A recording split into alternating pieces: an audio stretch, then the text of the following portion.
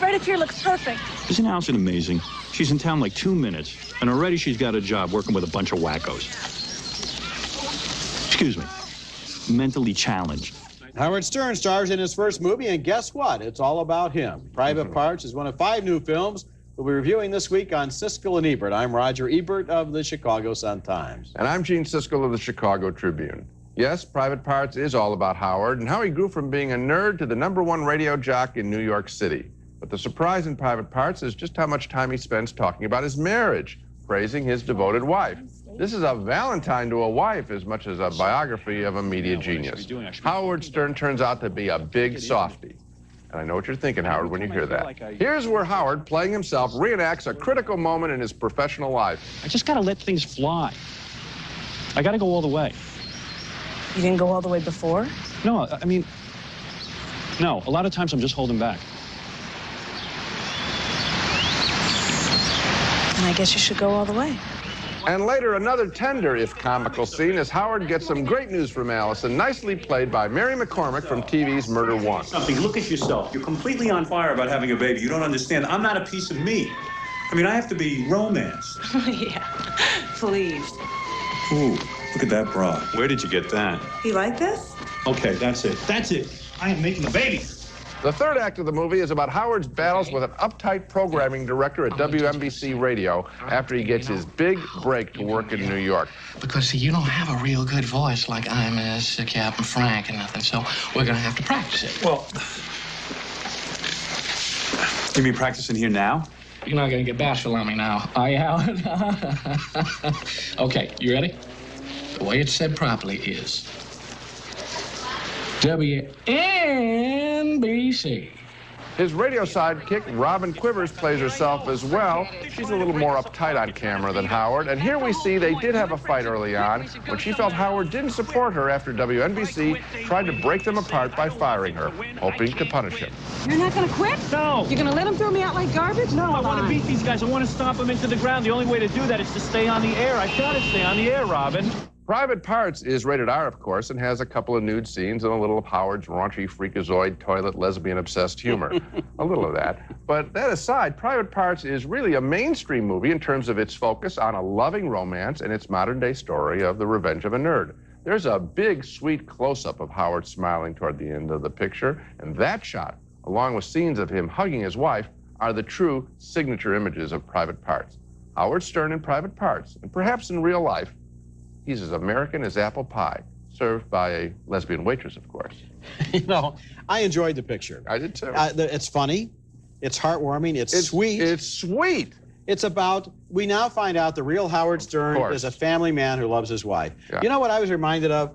Don Rickles in Vegas. He spends an hour insulting everybody in the room. Right. And then after an hour of saying the most vile, offensive things he can think of to everyone inside, he says, oh, but really, I was just kidding. I love you. I love you. You're a pussycat. Yeah. Hey, and I've got a big heart, too. And in a way, it almost disappointed me that Howard didn't really go for the throat here or go for the kill. Howard on the radio was a different person than Howard in this movie. It's like he did kind of soft pedal it for Hollywood. I think that his next picture, and I'm sure there'll be another one from him, will be the harder edge one, where he'll talk about, frankly, I think a thing that people don't even get into is Howard's political smarts in his radio show. That's never talked about. It's just the, the sex stuff. And yeah, he has another harder picture to make. But this is sweet. It's a lovely romance. I like the acting. The guy who played the program director is very funny. Howard is good. I didn't think that Robin was, you called her uptight. I think that that's the role she plays. She's always kind of the voice of sanity, the person who doesn't really, can't believe what she's seen or doesn't think Howard should go. And I felt that she did a good job of portraying that. I think she's a little less comfortable than Howard on camera. Anyway, it was an entertaining movie. Okay, next film. And our next movie is an extraordinary character study named Hard 8. Like Sling Blade, it introduces us to a completely original character and then follows him as we wonder what this guy is up to. The movie begins in a coffee shop in Nevada where a well-dressed stranger offers to buy a cup of coffee for a young man who's broke and apparently homeless. What does he want? At first, we're not sure. Come from Vegas? Reno? Vegas? You lost some money? No. You won some money?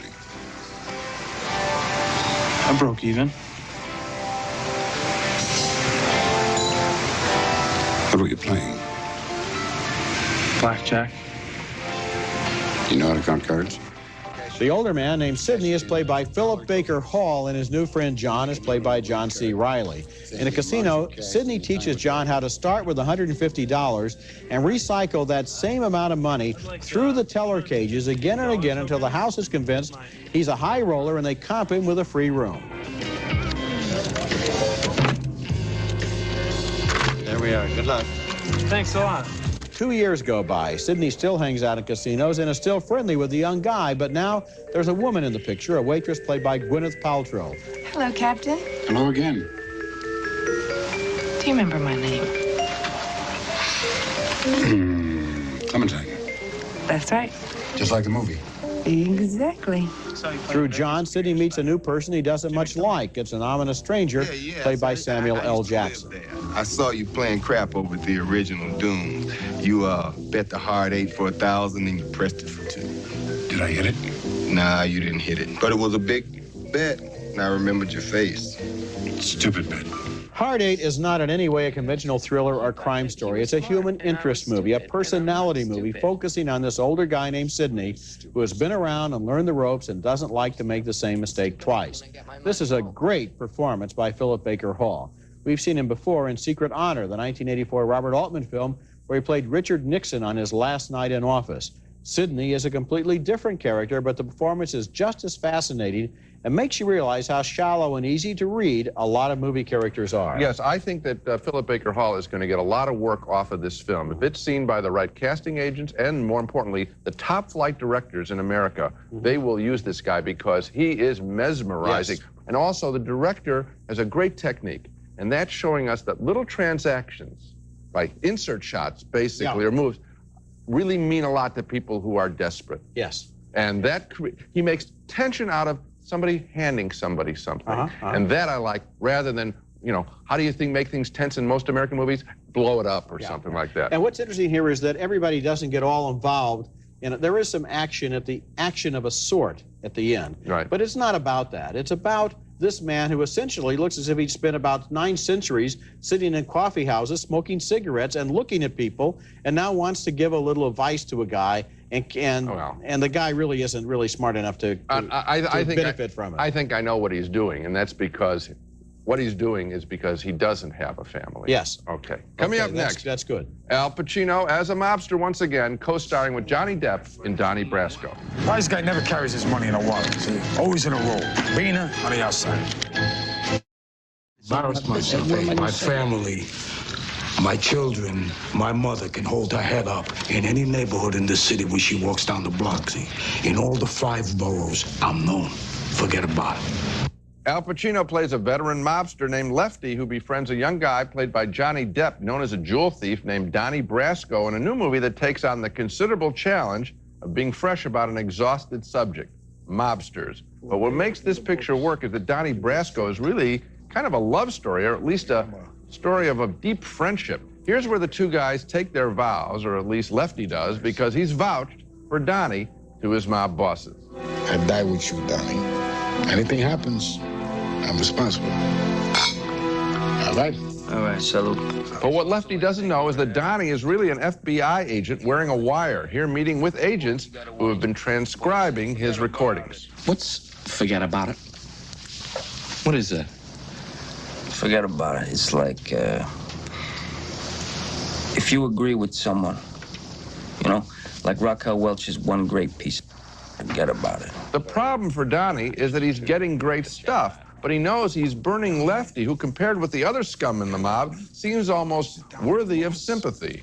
And the squeeze on Donnie gets tighter when Lefty's big boss wants Donnie to forget about Lefty and just work for him.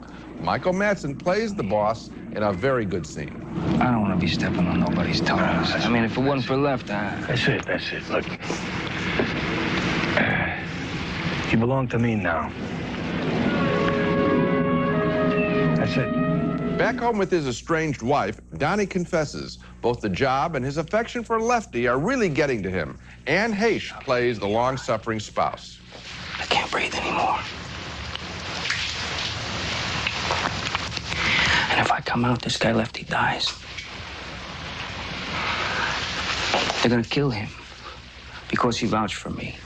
So that's how Donnie Brasco gives us a new angle in otherwise familiar material. We root for a mobster to be saved rather than watch a routine shootout or a battle for supreme mob power. Johnny Depp and Al Pacino have terrific chemistry together, and former film critic Paul Attanasio for coming up with another fascinating reality-based script after his Oscar-nominated quiz show. I really like this film, and I was surprised I did. Oh, I liked it too. And I'll tell you, we've known for a long time that Pacino is a good actor. Sure. And Depp, we've given good reviews to 5 of his recent pictures. Big talent. He is very good. The chemistry they have together is so interesting in the way that this FBI mole begins to identify more with the guy he's supposed to be spying on, with the people he's supposed to be working with. And then also, even though the mafia is an overworked subject, the casting here, somebody like Michael Madsen brings a kind of a fresh tension to it that makes the whole movie into a human story rather than a crime I remember story. hearing years ago a director saying, if you cast it right, you're 80% home, and this is one of those cases. And Johnny Depp is really the secret ingredient here because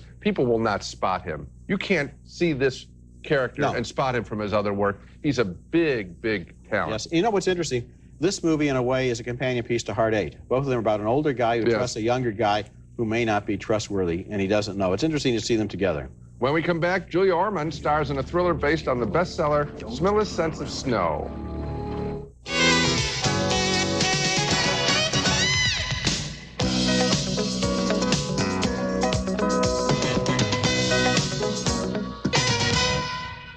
Go in a straight line towards the edge. No child in the world would play like that. Well, that's the setup for Smilla's Sense of Snow as a woman from Greenland, now living in Denmark, tries to figure out why a small boy apparently ran straight off the roof of her building. Smilla is played by Julia Ormond, and her mysterious neighbor there is played by Gabriel Byrne. The police figure it was all just an accident. But Smilla doesn't believe them and goes to question the doctor who performed the autopsy on the dead boy. We all have our phobias. Do you know what his science was? It was heights. Nevertheless, he was up there. Yes, he was. And what puzzles me, what keeps me awake at night, is wondering what made him go up there at all. She finds out from a retired secretary, played by Vanessa Redgrave, that the boy's death may be linked to his father's death in a mysterious Greenland mining accident. The devil assumes many forms. It's one of those forms that I'm looking for. Later, she's stunned to see her neighbor, who she trusted, meeting with the head of the mining company, played by Richard Harris. And then she smuggles herself on a ship to Greenland to get to the bottom of this mystery, which obsesses her.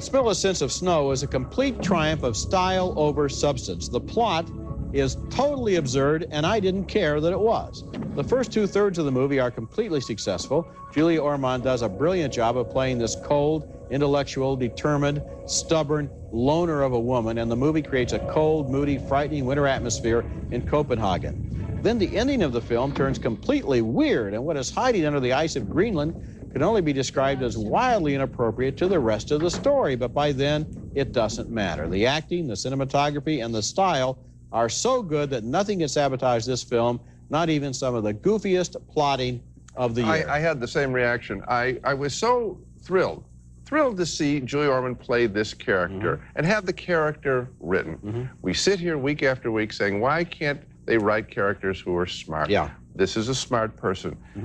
This is a person that's angry and isn't going to back off. And it's not presented too much as a head case, but when I saw her, I thought, Why? What's wrong with? There's nothing wrong with her. She's outraged, and she just isn't going to back off. And I like the way she played it. It's a great performance. I would follow her in any story, and I do in a wild one. It's a great performance. It's great writing. It's great direction and cinematography. And then the ending. I will not give away the ending, except to say that it belongs in a 1960 Roger Corman science fiction movie. Maybe so. Okay. All right, coming up next, Booty Call, the story of a couple of guys who Howard Stern could relate to. They've only got sex on the brain. Their mind. That's the simple premise of our next film, Booty Call, a pretty outrageous comedy in which two guys will say or do just about anything to land their babes. And one of those babes is ready to play herself. Here, the classier of the two guys, Rashawn, played by Tommy Davidson, prepares his more outrageous friend, Buns, played by Jamie Foxx, both from In Living Color, to meet a couple of classy women. Listerine, this is Rashawn's friend, Buns. Hey, now, I was thinking of, damn, what are you doing? What do you think you are doing? Did you see that tarantula hair fool? On the ladies' side, a difference, too. One's more conservative than the other. That's Nikki, played by Tamala Jones. Hotter to trot, or is she a tease, is Listerine, played by Vivica A. Fox. Prude. Prude. Oh, see, I am nobody's prude. I just don't want to rush into having sex. And see, that may be hard for you to understand. Oh, really? Naturally, sex doesn't come easy to the boys. They have to buy condoms first. In this, the first condom comedy. We have Ginza, Chic, Hot Tamale, Booty Call, Backdoor Man, Manhandlers, Ramrod, Loop Job, In Deep, Joy Trail, Buckwild, and Goodyear Eagles. And then there are mistakes in communication about sexual protection. Oh, my God, you are the only man in this world I know dumb enough to do something like this. What a show this week. Howard Stern and then Booty Call. Now, Howard Stern is the good taste movie this week. Absolutely. It's outrageous. Howard, you old conservative, you. Booty Call reminds me in spirit of Beavis and Butthead. Two guys constantly looking for sex.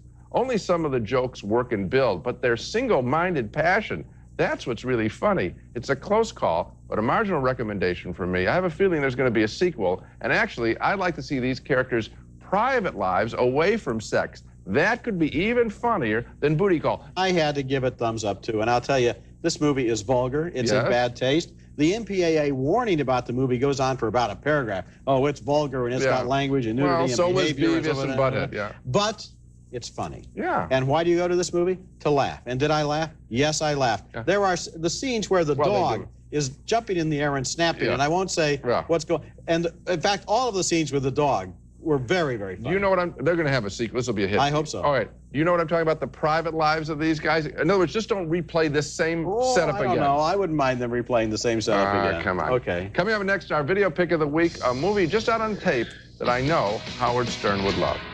It's perfect. All the elements of all the other movies on this show. It's a sexy comic mob story called Bound, about a couple of apparently mismatched women who are turned on to each other, Howard, are you listening? And decide to work together to rip off a mobster of $2 million in cash. Jennifer Tilly plays the mobster's seemingly dumb bimbo who suffers his abuse silently until she approaches a new next-door neighbor, a tough-as-nails ex-con played by Gina Gershon from Showgirls. I want a new life. I see what I've been waiting for, but I can't do it alone.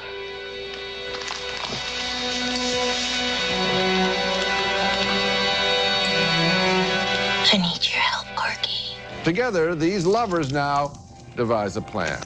I'm gonna need something to fill the case. Hide it near the desk. And at that point,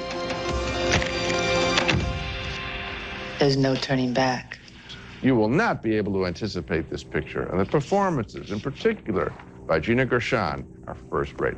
I just know Howard Stern is still watching this show. Howard, Bound, just out on video. It's your cup of tea.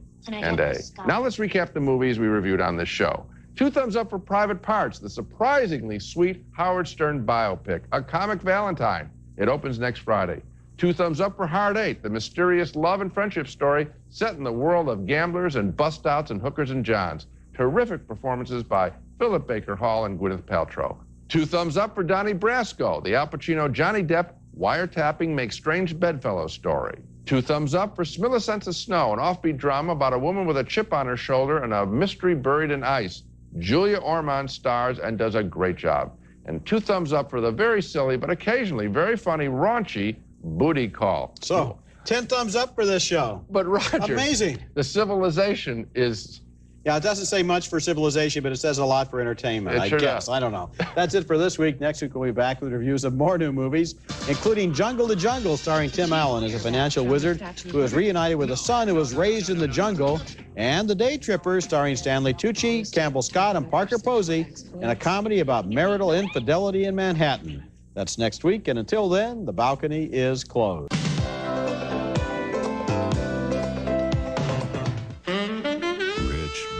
Toffee, wrapped in smooth milk chocolate. Isn't it time you had a Heath bar?